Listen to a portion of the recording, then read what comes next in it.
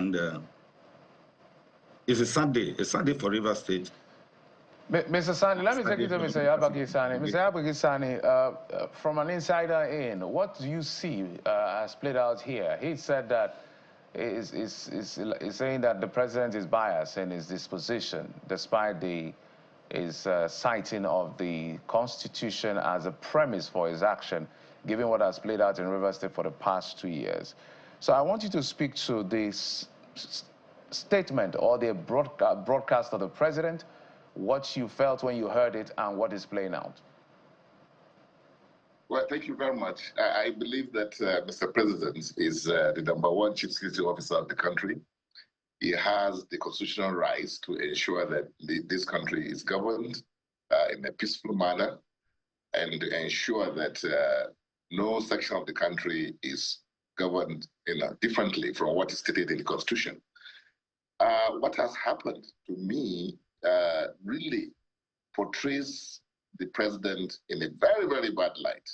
He didn't act presidential, if you look at that speech, because a president is supposed to act in the interest of all parties. Whenever a president is drawn into such, issues that are between two parties that everybody in the world is aware that what is happening in Rivers State is between Governor Fubara and the Man Friday of Bola Ahmed Tinubu, that is Chief Wike, Johnson, who was the governor of Rivers State before, now Minister of Federal Capital. So, Mr. President, his speech, of course, relied, heavily on the Constitution, but he failed to exhaust all the provisions of the Constitution, which was to guarantee the democracy that we have, which he says we fought for, and we should also do everything possible to maintain. He didn't, live up to his expectation, because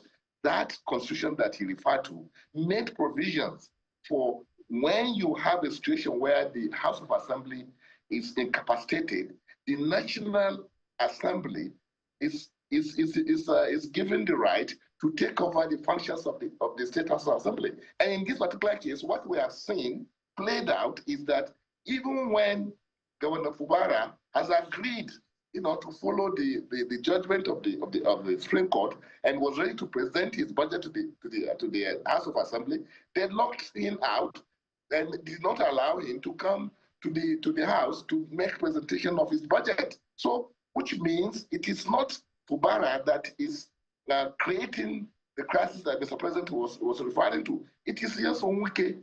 And I don't know how Mr. President will now, in his speech, if you say I should talk about the speech, he called Fubara as a despotic leader.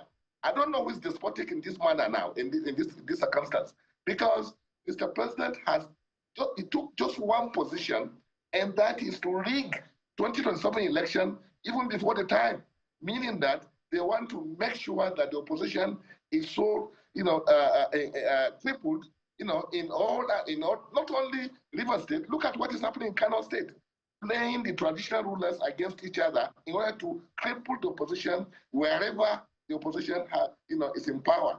I don't think this is good for democracy.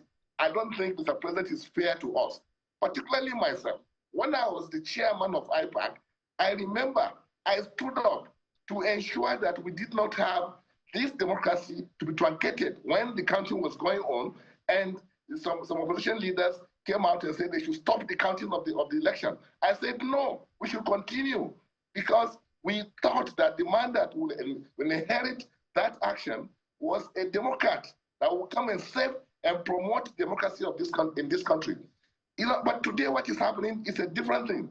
I mean, we understand when President Obasanjo, declared, the state of emergency in where I am today, Jos, Plateau State, in 2004, it was because there was a case of conflagration of what was happening in Jos, meaning that the Kano State, there was a reprisal of killing of Christians, which was what happened in this. So President Obasanjo was right to, at that point in time, intervene to save the nation.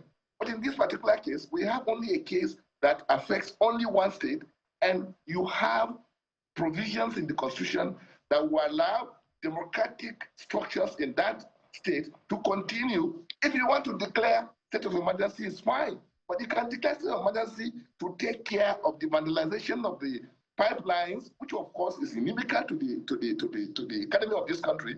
Yeah. Today, I understand we are losing like $35.5 million, per day, which is about $5 billion per day, because of the vandalization. Indeed, yes, Mr. Yabagi. you can declare, but yeah. not the democratic structures.